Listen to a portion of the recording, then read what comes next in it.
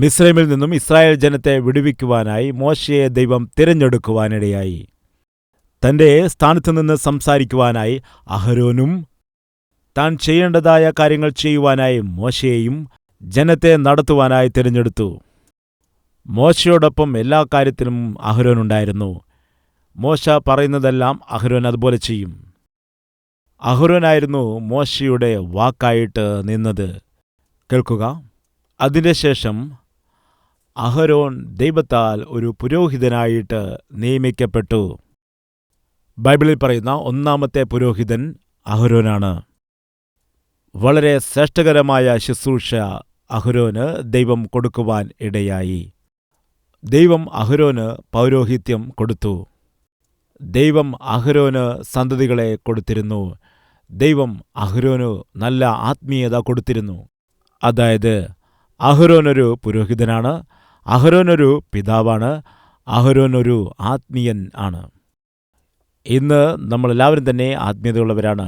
അതുപോലെ തന്നെ ചിലർ അപ്പന്മാരാണ്, ചിലർ അമ്മമാരാണ്, ചിലർ പുത്രന്മാരാണ്, ചിലർ പുത്രിമാരാണ്, ചിലർ പ്രവാചകന്മാരാണ്, ചിലർ ദൈവദാസന്മാരാണ്.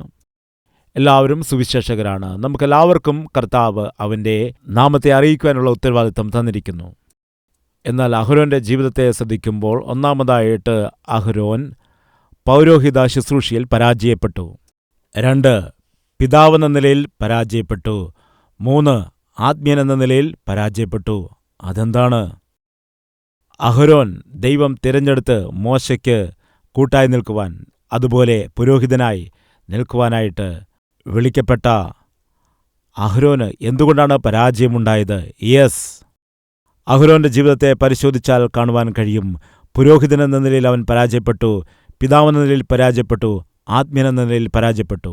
അല്ലെങ്കിൽ പുരോഹിതന്റെ ശുശ്രൂഷ വിഫലമായി, പിതാവിന്റെ ഉത്തരവാദിത്തം വിഫലമായി, ആത്മീയ ജീവിതം വിഫലമായി. വേഗത്തിൽ ആ കാര്യങ്ങൾ പങ്കുവയ്ക്കാം, ശ്രദ്ധിച്ച് കേൾക്കുക. മോശെ അഹരോന്റെ കൂടെ ഉണ്ടായിരുന്നിടത്തോളം കാലം അഹരോന് ഒന്നും പേടിക്കാനില്ലായിരുന്നു. മോശെ എന്താണോ പറയുന്നത് അഹരോൻ അത് പറയും. മോശ എന്തു ചെയ്യുവാൻ പറയുന്നുവോ അഹരോൻ അത് ചെയ്യും. മനുഷ്യരെല്ലാവരും അവരെ നോക്കുമ്പോൾ മോശ പറയുന്നതായ കാര്യങ്ങൾ കേട്ടുകൊണ്ട് അതുപോലെ തന്നെ അഹരോൻ ജനത്തിനോട് പറയുമായിരുന്നു. എന്നാൽ ഒരു ദിവസം ദൈവവുമായിട്ട് സമയത്തെ ചിലവഴിക്കാൻ മോശ പർവ്വതത്തിലേക്ക് കയറിപ്പോയി.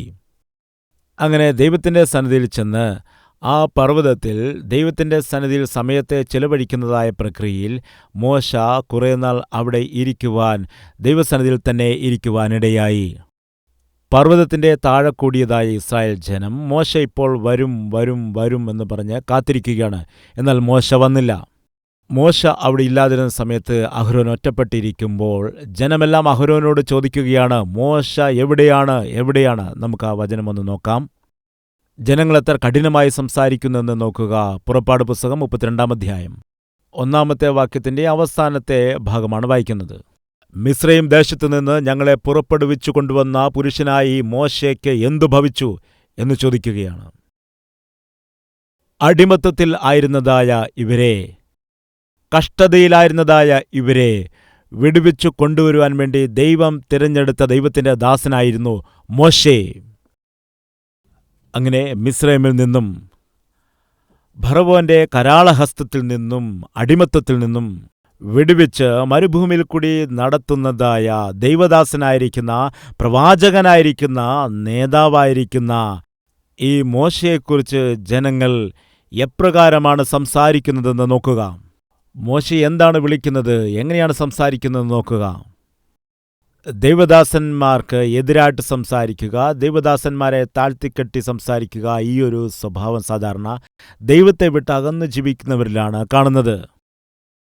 ദൈവത്തോട് ഭയവും ഭക്തിയുമുള്ള ആളുകൾ ദൈവദാസന്മാരെയും ബഹുമാനിക്കും. ഇന്നെന്നെ കേൾക്കുന്ന പ്രിയ സഹോദര, നിന്റെ സഭയിലെ ഇടയനെ ബഹുമാനിക്കാൻ പഠിക്കാം. നിന്റെ സഭയുടെ ഇടയനെ സ്നേഹിക്കുവാൻ പഠിക്കുക. നിന്റെ സഭയുടെ ഇടയനു വേണ്ടി പ്രാർത്ഥിക്കുവാനായി ശീലിക്കുക. ഈ ജനം മിസ്രയീമിൽ നിന്ന് പുറത്തു വന്നതിന് ശേഷം ഇതാ എന്താണ് മോശയെക്കുറിച്ച് സംസാരിക്കുന്നത്. ആ മോശയ്ക്ക് എന്തു ഭവിച്ചു? വളരെ കഠിനമായി സംസാരിക്കുകയാണ്.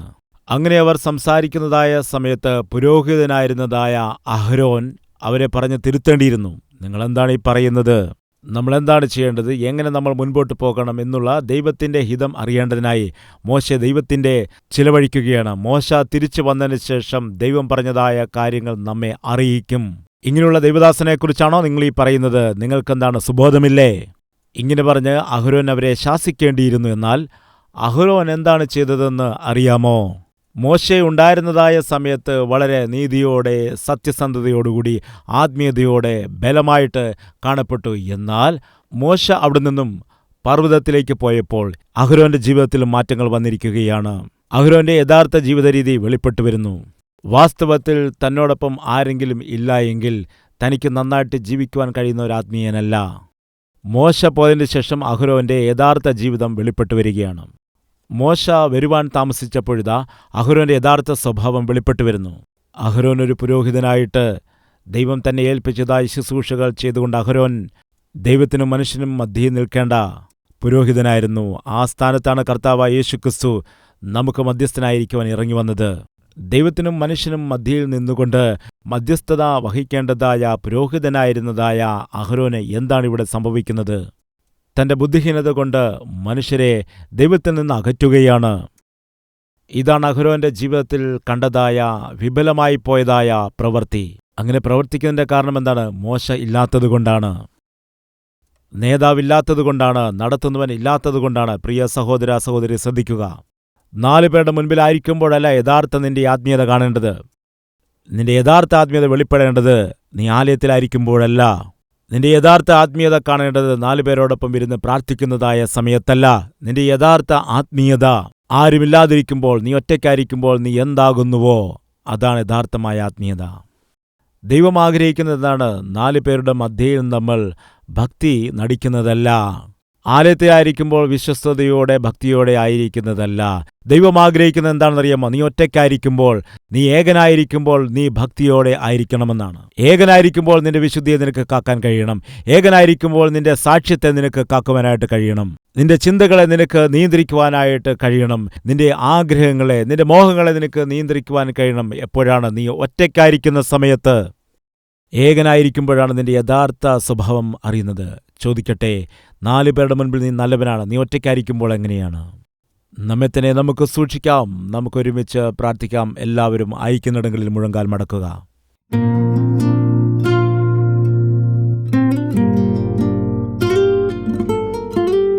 പരിശുദ്ധനായ ഞങ്ങളുടെ സ്വർഗീയ നല്ല പിതാവേ, വളരെ വ്യക്തമായി ഞങ്ങളോട് സംസാരിച്ചല്ലോ.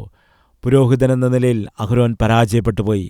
അതിന് കാരണം എന്താണെന്ന് വെച്ചാൽ, ആദ്യം മുതൽ തന്നെ വ്യക്തിപരമായ തൻ്റെ ജീവിതത്തെ ബലപ്പെടുത്തുവാനും ശക്തിപ്പെടുത്തുവാനും അഹരോന് കഴിഞ്ഞിരുന്നില്ല.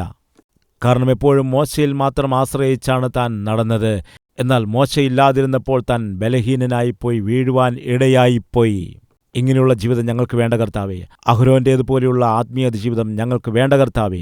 കർത്താവേ, നിന്റെ മനസ്സ് ഞങ്ങൾക്ക് നൽകണമേ. നീ നൽകിയ ശുശ്രൂഷയിലും, നീ ഏൽപ്പിച്ച ഉത്തരവാദിത്തങ്ങളിലും, നീ ഏൽപ്പിച്ച കുടുംബജീവിതത്തിലും ഞങ്ങൾ വീണുപോകാതെ ജയത്തോടെ മുന്നേറാനുള്ള കൃപ നൽകണമെന്ന് യേശുക്രിസ്തുവിന്റെ നാമത്തിൽ അപേക്ഷിക്കുന്നു പിതാവേ. ആമേൻ.